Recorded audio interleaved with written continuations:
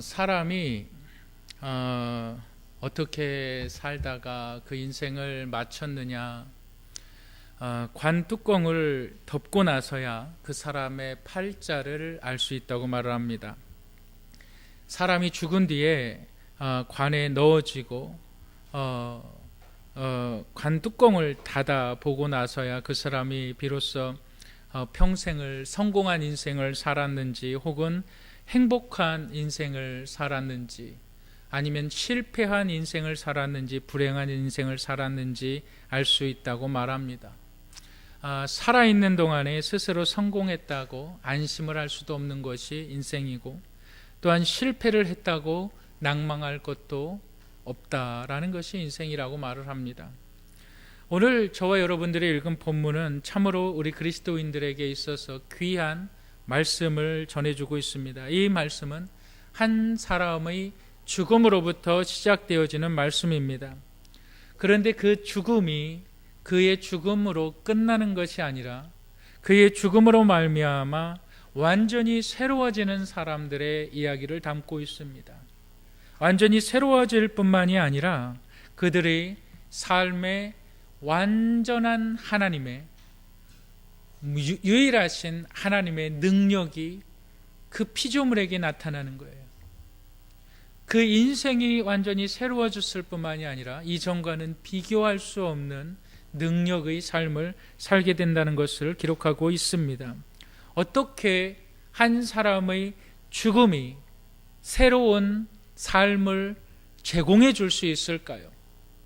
어떻게 한 사람의 죽음이 남아있는 사람들의 삶을 새롭게 또한 영광스럽게 만들 수 있었을까요? 오늘 기록된 본문을 통해서 그 비밀을 깨닫는 저와 여러분들이 되시기를 주님의 이름으로 축복합니다. 오늘 저와 여러분들이 함께 나눌 하나님의 말씀의 제목은 성령행전입니다. 성령행전. 사도행전은 누가복음의 속편입니다. 우리가 다 알다시피 이 사도행전은 예수 그리스도께서 이 땅에 오셔서 그의 죽으심과 그의 부활하심과 그의 승천에 대해서 이야기한 것입니다. 그리고 승천 후에 제자들이 어떠한 예수님을 따르는 제자들이 어떻게 변화되어지고 어떠한 삶을 살게 되는가, 그것을 바로 기록한 것이 사도행전입니다. 이 사도행전에서 가장 중요한 단어가 나옵니다. 그 단어가 바로 성령이라는 말입니다. 이 사도행전에서 이 성령이라는 말이 30회 이상이 기록되어져 있어요. 성령, 성령, 성령으로, 성령으로, 성령받아, 성령이 임하심으로, 성령으로. 그래서 사실 사도행전은 사도들의 이야기가 아니라 사도들에게 임한 성령의 역사를 더욱더 기록하고 있습니다. 그래서 저는 이제 오늘서부터 이제 사도행전을 갖다가 이제 계속적으로 이제 설교를 하려고 합니다. 이 사도행전은 그렇기 때문에 성령행전이라고 하는 것이 제 생각에는 더욱더 바람직하다고 생각을 합니다. 성령행전, 그 성령행전에 있어서 첫 번째 기록이 어떠한 기록일까요? 우리 본문을 한번 1절, 2절을 한번 다 같이 큰 목소리로 읽도록 하겠습니다. 다 같이 읽겠습니다. 시작. 데오빌로여, 행하시며 가르치시기를 시작하심부터 그가 택하신 사도들에게 성령으로 명하시고 승천하신 날까지의 일을 기록하였노라. 본문의 시작은 이렇게 얘기합니다. 데오빌로여, 이렇게 얘기합니다. 데오빌로는 그 이제 누가복음에 보면은 각하라는 호칭도 붙는데 사람입니다. 사람인데 지위가 높은 사람인데, 이 데오빌로라는 말의 뜻이 뭐냐면 하나님이 사랑하는 자, 이것입니다. 그리고 하나님의 사랑을 받는 자. 그렇기 때문에 이 사도행전을 쓴 누가는 데오빌로 한 사람을 대상으로 해서 쓴 것이 아니라 하나님을 아는 모든 사람들을 대상으로 해서 쓰여졌다는 사실을 믿으시기를 바랍니다. 이 사도행전, 이 누가의 첫 기록에서 이렇게 얘기하고 있어요. 예수의 행하시며 가르치시기를 시작하심부터 그의 택하신 사도들에게 성령으로 명하시고 승천하신 날까지의 모든 일이라고 이렇게 기록하고 있습니다. 좀 더 우리가 알기 쉽게 이야기하면 예수님께서 이 땅에 오셨어요. 그리고 예수님께서 그가 지상사역을 하셨단 말이죠. 그런데 그 예수님께서 이 땅에 오심과 그의 지상사역의 모든 부분에서 누가? 성령께서 함께 하셨다, 이 말입니다. 성령 하나님께서 함께 하셨다. 이 사실을 누가복음 4장 1절에서 이렇게 얘기합니다. 예수께서 성령의 충만함을 입어, 성령의 충만함을 입어 예수님께서 40일 동안 금식하시고 예수님께서 마귀를 물리치셨다. 성령의 충만함을 이야기하고 있습니다. 이 성령께서 첫 번째로 우리에게 말씀하시는 그 기록이 뭐라고요? 예수님의 지상사역을 기록한 것입니다. 이 예수님의 지상사역이 성령과 함께 시작되었고 성령과 함께 맞춰졌다는 것입니다. 그러면 예수님께서 40일 동안 금식하시면서 이렇게 얘기하십니다.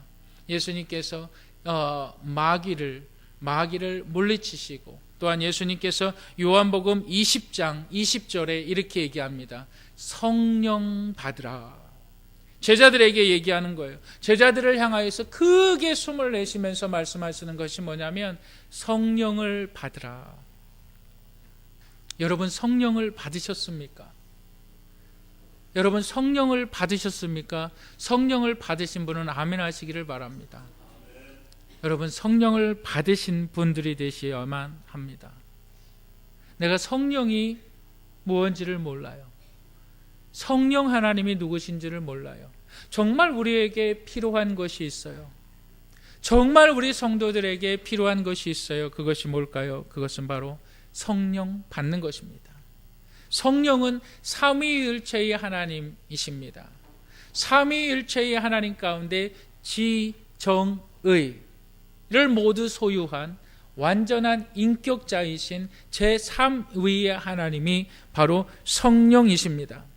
사도행전 2장 4절에 제자들을 향하여서 이렇게 얘기합니다. 성령의 충만함을 받으라. 여러분, 에베소서 5장 18절에 이렇게 얘기하고 있어요. 술 취하지 말라. 이런 방탕한 것이니 오직 성령의 충만함을 받으라. 여러분, 성령의 충만함을 받는다는 것이 무엇일까요? 여러분, 한국 사람들에게 유난히 나는 냄새가 있어요. 우리 한국 사람들끼리만 있을 때는 잘 몰라요.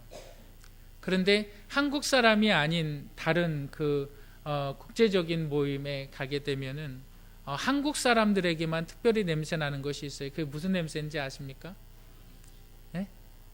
마늘 냄새입니다. 마늘 냄새가 납니다. 왜 그럴까요? 한국의 음식에는 대부분 다 마늘이 들어가요. 우리가 잘못 생각하는 것 중에 하나가 뭐냐면 입에서 냄새 난다고 생각하는데 냄새는 어디서 나냐면 피부에서 나는 거거든요. 그런데 또 한국 사람 말고 또 이제 미국 사람들의 그 모임에 딱 가면은 무슨 냄새가 날까요? 좀 이렇게 속어지만 옛날 어르신분은 뭐 노랑내 난다 뭐 하여튼 뭐 그런 말도 종종 하셨습니다. 그래서 저도 미국에서 유학생활할 때 마늘 냄새를 굉장히 싫어해가지고요. 그래서 제 아이들이 학교 갈 때면 제 아내가 꼭 향수를 뿌려줬어요. 그 향수로 그 냄새를 좀 덮으려고요. 성령의 충만함이 뭘까요? 나타나는 겁니다. 충만함은 가득 차 있는 겁니다. 흘러 넘치는 겁니다. 내 안에 충만함이란 내가 밝히지 않아도, 내가 스스로 나타내려고 하지 않아도 충만함은 나타내어지는 겁니다. 냄새가 나는 것처럼, 우리의 피부 가운데 냄새가 풍겨지는 것처럼 여러분, 성령의 충만함이 우리의 모습 가운데 있기를 주님의 이름으로 축복합니다. 예수님께서 택하신 제자들에게 이렇게 말씀합니다. 성령을 받으라. 성령께서 하시는 일이 있어요. 성령께서 하시는 일이 있어요. 예수님께서 제자들을 가르치실 때에, 병든 자를 고치실 때에, 눈먼 자를 눈뜨게 하시고 안진뱅이를 고치실 때에, 병든 자들을 고치실 때에 예수님께서 성령이 충만한 은혜 가운데 이 일들을 감당하셨습니다. 그리고 제자들에게 이 일들을 감당하기 원하게 하십니다. 여러분, 오늘 1장 2절에 보니까 이렇게 말씀하고 있어요. 그가 승천하는 날까지 예수 그리스도를 믿는 자들이 하늘에 들려 올려진다는 사실을 말하고 있습니다. 성령님이 아니면 예수 그리스도를 깨달을 수도 없습니다. 성령이 아니면 예수 그리스도를 믿을 수도 없습니다. 성령의 역사가 아니면 예수 그리스도를 주라고 시인할 수가 없습니다. 저와 여러분들이 예수 그리스도를 주님이라 부를 수 있는 것, 성령의 은혜입니다. 이 사실을 믿으시기를 주님의 이름으로 축복합니다. 성령행전의 두 번째 기록이 있는데, 성령행전의 두 번째 기록은 완전한 복음을 기록한 것입니다. 완전한 복음을 기록한 것입니다. 우리 본문 3절을 한번 읽어보도록 하겠습니다. 시작. 그가 친히 살아계심을 나타내사 40일 동안 그들에게 보이시며 하나님 나라의 일을 말씀하시니라. 고난 받으신 후에, 여기서 고난은 육체적인 고통만을 이야기하는 것이 아닙니다. 성경 원어에 보면 그가 죽음의 고난을 당하신 후에, 그가 해 받으신 후에, 육신의 십자가의 고통뿐만이 아니라 여기서의 고난은 죽음까지, 예수 그리스도의 죽음까지 포함하고 있는 고난을 이야기하고 있습니다. 히브리 2장 9절에 보면 오직 우리가 천사들보다 잠시 동안 못하게 하심은 입은 자 곧 죽음의 고난 받으심으로 말미암아 영광과 존귀로 관을 씌우신 예수를 보니 이를 행하심은 하나님의 은혜로 말미암아 모든 사람을 위하여 죽음을 맛보게 하심이라. 성령께서 제자들에게 생각나게 하시고 가르쳐 주신 것이 바로 예수 그리스도의 십자가의 고통과 죽으심, 그리고 부활 사건입니다. 이 사건을 통해서 하나님의 나라의 일이 이루어진다. 이것이 완전한 복음인 거예요. 저는 지난 금요일 기도회 시간에 한국 교회의 문제점을 갖다가 이야기를 했습니다. 여러분, 한국 교회가 1200만이나 되는 성도를 가지고 있다고 말합니다. 세계의 제일 큰 교회들은 한국에 다 있습니다. 침례교, 세계에서 제일 큰 침례교가 한국에 있습니다. 감리교 한국에 있습니다. 장로교 한국에 있습니다. 성결교 한국에 있습니다. 세계의 모든 가장 큰 교회들은 다 한국에 있습니다. 세계적으로요. 무엇이 잘못됐냐고요? 한국 교회가 부흥하기 시작된 것이 1960년대 후반부터 70년대에 급성장을 이룹니다. 그런데 이 한국 교회가 급성장할 때에 우리나라 상황이 어떠한 상황이었을까요? 여러분, 새마을 운동을 기억하시죠? 새마을 운동, 새벽종이 울렸네, 그런 새마을 운동 있잖아요. 저도 학교 다닐 때 그 빗자루 들고 학교 다녔던 기억이 납니다. 1969년도부터 70년대부터 새마을 운동이 시작됩니다.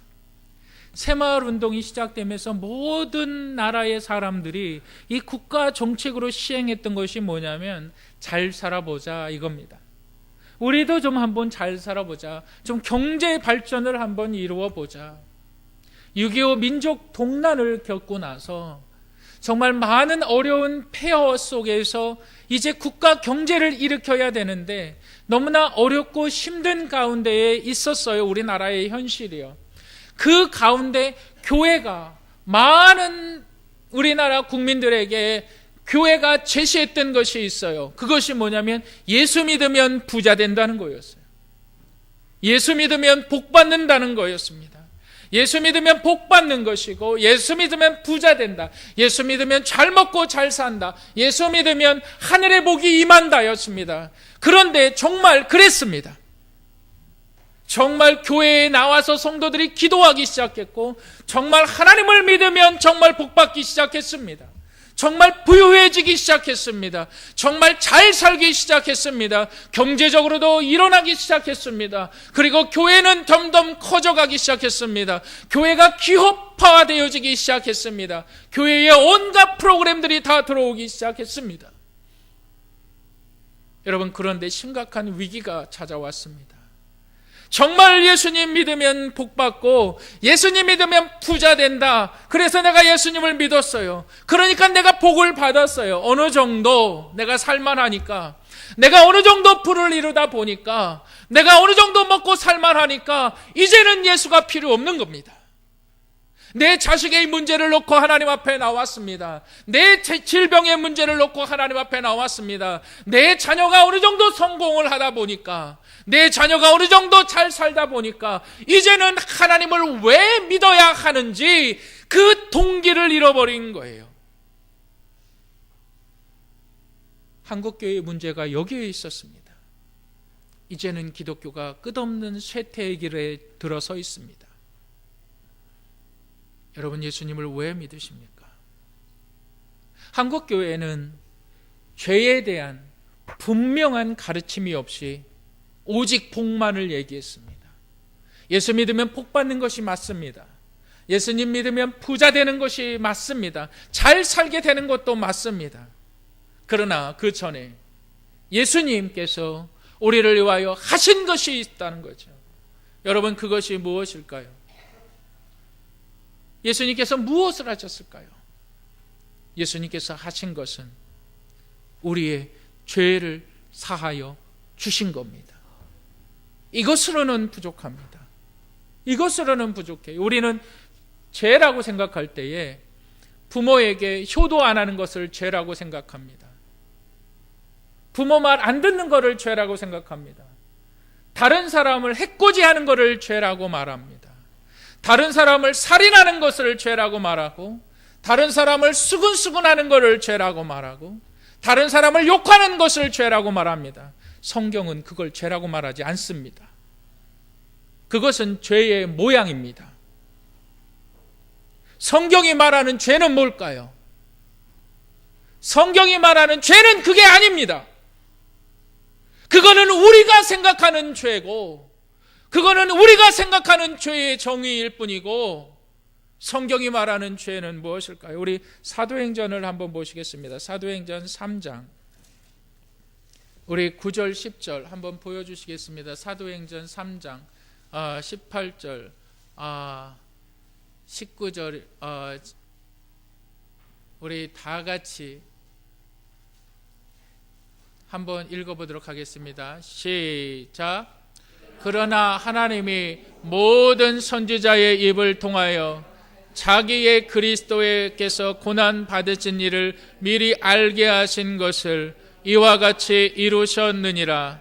그러므로 너희가 회개하고 돌이켜 너희 죄 없이 함을 받으라. 이것을 이같이 하면 새롭게 되는 날이 주 앞으로부터 이를 것이요. 여러분, 이 말이 무슨 말인지 모르겠습니까? 본문에서 말하는 죄 사함이라는 것은, 회개라는 것은, 죄에서 돌이키는 것은 너희가 십자가에 못 박은 예수, 너희가 십자가에 죽인 그 예수, 너희의 죄악으로 말미암아 너희가 십자가에 달린 예수, 너희를 위하여 죽은 그 예수, 너희가 죽게 한 예수, 그것이 죄라는 겁니다. 여러분, 요한복음 한번 보시겠습니다. 요한복음 16장 한번 보시겠습니다. 17절 19절 본문을 보세요. 여기 스크린을 봐주시길 바랍니다. 우리 7절 다 같이 한번 읽어보겠습니다. 시작. 그러나 내가 너희에게 실상을 말하노니 내가 떠나가는 것이 너희에게 유익이라. 내가 떠나가지 아니하면 보혜사가 너희에게 오시지 아니할 것이요 가면 내가 그를 너희에게 보내리니 여러분, 뭘 말씀하고 있습니까? 성령을 이야기하고 있습니다. 예수님께서 성령을 보내신다는 거예요. 근데 성령께서 실질적으로 가르쳐 주시는 것이 있다는 거예요. 여러분, 우리 8절, 9절 한번 보시겠습니다. 스크린을 봐주세요. 다시 한번 우리 다 같이 한번 읽어보겠습니다. 시작. 그가 와서 죄에 대하여, 의에 대하여, 심판에 대하여 세상을 책망하시니라. 9절 확실하게 읽어보시겠습니다. 시작. 죄에 대하여라 함은 그들이 나를 믿지 아니하며. 죄가 뭐라고요? 하나님께서 성령을 통해서 말씀하시는 죄의 정의가 뭡니까? 부모에게 효도 안 하면 죄입니까? 부모를 마음에 아프게 하면 죄입니까? 거짓말하면 죄입니까? 아니요, 그것은 죄의 모양일 뿐입니다. 성경에서 말하고 있는 가장 분명한 죄에 대한 정의는 그가 나를 믿지 아니하였다. 그가 나를 믿지 아니하였다. 그들이 나를 믿지 아니하였다. 누구를 믿지 아니하였습니까? 예수 그리스도를 믿지 아니하였다. 예수 그리스도를 믿지 아니한 것이 죄다, 이렇게 말하고 있는 거예요. 예수 그리스도를 믿지 아니한 것이 죄다. 영접하는 자, 곧 그 이름을 믿는 자에게 하나님의 자녀가 되는 권세를 주셨다고 말씀하셨는데, 예수 그리스도께서 구원의 길이시고 진리고 생명이시라면 so what이 되는 겁니다. 무엇을 위한 구원입니까? 무엇을 위한 예수 그리스도의 진리입니까? 오직 나로 말미암지 않고는 아버지께로 갈 자가 없느니라. 영원한 소망에 대한 진리, 예수 그리스도입니다. 한국 교회의 성도들이 이것이 없어요. 죄를 대충 알아요. 거짓말하는 게 죄다. 솔직히 거짓말 안 하고 사는 사람 몇 명이나 있습니까? 죄가 너무나 약해요. 죄가 뭔지도 몰라요. 성경에서 말하고 있는 죄는 예수 그리스도를 믿지 아니함으로 구원받을 수 없다. 너희가 2000년 전에 태어났으면 너희도 똑같이 예수 그리스도를 십자가에 못 박는 자리에 너희가 있었으면 너희도 예수를 못 박았을 것이다. 왜요? 아담으로 시작된 죄의 DNA가 여전히 우리의 인간의 삶에 역사하고 있고, 그 인간의 속성을 뒤집어 까 보니까 거짓말하는 속성이 있고, 수근수근하는 속성이 있고, 남을 해코지하는 속성이 있고, 남의 것을 훔치려고 하는 속성이 있고, 이 사람들이 행동할 때에 이러이러한 모습으로 행동을 하고 이러이러한 모습으로 죄를 짓는다. 죄의 모양만 얘기했지 성경에서 말하는 죄의 본질을 이야기하지 않았어요. 그러니까 내 부모가 잘 되고 내 자식이 잘 되면 난 예수 믿을 필요가 없는 겁니다. 내가 좀 부유하면 예수 믿을 필요가 없는 겁니다. 뭐가 없는 거예요? 죄가 뭔지 몰라요. 예수 그리스도께서 2000년 전에 나를 위하여서 본질적인 나를 위하여서 십자가에 못 박힌 사건, 그 자리에 내가 있었다는 것, 내가 예수를 십자가에 못 박았다는 것, 내가 죄인이라는 것, 그 십자가의 은혜는 우리가 영원히 하나님 앞에 서는 그날까지 우리의 신앙을 세워갑니다. 성장시켜 나갑니다. 한국 교회가, 여러분, 저도 이 죄에 대해서 정말 많은 책들도 보고 한국 사람들이 이야기하는 유명한 목사님들 말씀하시는 그런 것들도 될 수 있는 한 다 찾아보고 읽어보았어요. 그런데 죄에 대한 분명한 기록이 없습니다. 저는 우리 영생침례교회를 하나님께서 분명히 사용하신다 확신합니다. 여러분들이 잘나서가 아니고 제가 잘나서가 아닙니다. 여러분들이 특별한 하나님의 은혜를 받아서가 아닙니다. 제가 하나님의 특별한 은혜를 받아서도 아닙니다. 한국 교회가 죄에 대한 분명한 가르침이 없습니다. 저는 이 가르침이 우리 교회에서 시작이 될 때에 하나님께서 우리 교회를 반드시 이 한국 땅을 위하여 사용하신다는 믿음의 확신을 가졌습니다. 성령께서 우리 가운데 기록하신 것은 이것이 완전한 복음이다. 여러분들에게 예수의 죽으심의 사건에 고백이 있습니까? 여러분들의 신앙에 예수 그리스도를 죽인 고백이 있습니까? 똑바로 정직하게 대답하시기를 바랍니다.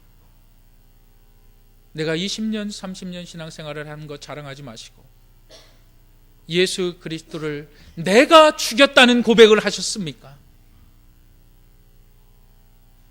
예수 그리스도께서 나를 위하여 죽으셨다는 그 십자가의 고백을 한 자만이 구원함을 받을 수 있는 것이고 성령 받는다는 사실을 믿으시기를 주님의 이름으로 축복합니다. 죄에 대하여라 함은 너무나 간단합니다. 죄에 대하여라 함은 죄란 너희가 나를 믿지 아니한 것이다.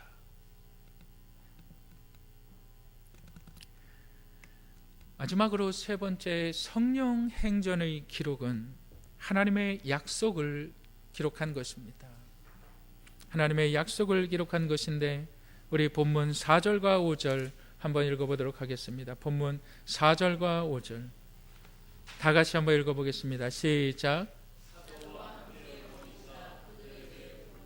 이르시되 예루살렘을 떠나지 말고 내게서 들은 바 아버지께서 약속하신 것을 기다리라. 요한은 물로 침례를 베풀었으나 너희는 몇 날이 못되어 성령으로 침례를 받으리라 하셨느니라. 여러분, 우리가 하나님에 대해서 이야기를 할 때 하나님은 여호와, 야훼 하나님, 약속의 하나님이라고 말을 하고 있습니다. 요엘서 2장 28절에 보면 내가 내 영을 만민에게 부어주리니 너희 자녀들이 장래의 일을 말할 것이요 너희 늙은이들은 꿈을 꾸며 너희 젊은이들은 환상을 볼 것이요. 구약에서 수없이 많은 횟수를 반복하고 있는데 성령, 내 영은 성령을 이야기하거든요. 성령을 부어주실 것이다, 이렇게 이야기하고 있습니다. 여러분, 예수님께서 부활하시고 승천하실 때에 말씀하시는 것이 뭐냐면 입으로 후 내쉬면서 하시는 말씀이 뭐였냐면 성령을 받으라, 성령을 받으라 이거였어요. 성령을 받아야 너희가 하나님의 사람으로 세상이 감당할 수 없는 위대한 삶을 살게 된다는 거죠. 여러분, 하나님은 어떠한 분이십니까? 약속의 하나님. 하나님은 어떠한 분이십니까? 하나님은 약속을 철저히 이행하시는 분이십니다. 시편 89편 34절에 보면 내 언약을 파하지 아니하며 내 입술에서 낸 것도 변치 아니하리로다. 여러분, 요한일서 2장 25절에 보면 이렇게 얘기하고 있어요. 그가 우리에게 약속하신 약속은 이것이니 곧 영원한 생명이라. 하나님께서 우리에게 약속하신 것이 있는데 그것이 뭡니까? 영생입니다. 영생은 하나님께서 하나님의 아들 예수 그리스도를 믿는 자에게 주신 하나님의 영원하신 선물입니다. 그런데 이 영생은 우리가 물론 죽어서 들어가는 곳이지만 이 땅에서부터 시작된다는 사실을 믿으시길 바랍니다. 이 땅에서부터 시작이 되어져요. 이 땅에서부터 우리가 영생의 축복을 누릴 수가 있는 겁니다. 왜 그럴까요? 성령께서 그것을 맛보게 하시기 때문에, 성령께서 그것을 누리게 하시기 때문에 그렇습니다. 성경에 보면 하나님의 약속에 관한 것이 900여 가지가 나와 있습니다. 그런데 이 약속의 증인이 있어요. 약속의 증거가 있어요. 여러분, 그 약속의 증거가 누구냐? 바로 성령이라는 것입니다. 미국의 경제 대공황 때 정말 사람들이 먹고 살기 힘들고 어려웠을 때에 그 도둑들이 그렇게 많았습니다. 도둑들이 그렇게 많았을 때에 내가 이 소를 갖다가 내가 훔쳐서 소를 죽여서 가죽을 벗기고 내가 고기를 내가 먹고 또 고기를 팔면은 내 소가 어떤 소인지 알 수 없습니다. 그래서 무조건 이 소만 잡아서 그냥 먹고서 팔아버리면 됩니다. 그랬을 때 목장 주인들이 하나 생각해낸 것이 있어요. 그것이 뭐냐면 자신들의 이니셜, 자신들의 이름을 새겨서 그것을 소들에게 낙인을 찍는 겁니다. 그런데 이 낙인을 찍히는 것이 불에다 달궈서 소에게 낙인을 찍히면 이 살 가죽을 벗겨낸다고 해서 이 낙인이 없어지는 것이 아닙니다. 이미 살 속에 깊숙이 찍혀져 있어서 그 살 자체를 도려내지 않으면 그 낙인이 없어지지가 않는 겁니다. 그래서 어떤 사람이 소도둑을 맞았다 그러면 도살장에만 가면은 그 소도둑이 누군지, 그 소임자가 누군지 제대로 알 수 있습니다. 찾을 수 있습니다. 여러분, 성령의 보증이라는 것이 우리의 눈으로는 알 수 없지만 하나님께서 우리 가운데 인치신 것입니다. 하나님께서 저와 여러분들이 하나님의 자녀인 것을 인치셨습니다. 왜 인치셨을까요? 왜? 이 땅에서 보호하시기 위해서입니다.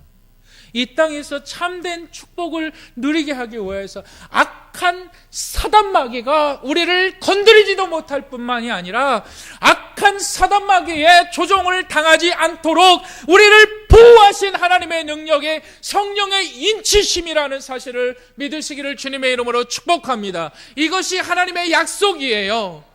이것이 여러분들과 제가 살아가는 이 땅에서 여전히 신앙생활을 할 수 있는 하나님의 전적인 은혜라는 사실을 믿으시기를 주님의 이름으로 축복합니다.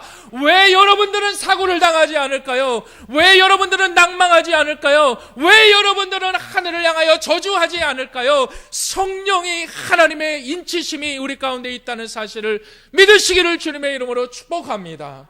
사망의 음침한 골짜기를 다닐지라도 해를 두려워하지 않는다고 말했습니다. 내가 왜 사망의 음침한 골짜기를 다녀요? 우리의 삶이 그렇게 위험하다는 거예요. 여러분, 우리는 속담에서 이런 말을 합니다. 바늘도둑이 소도둑 된다는 말을 우리가 이렇게 이야기합니다. 여러분, 이 말이 무슨 뜻인지 압니까?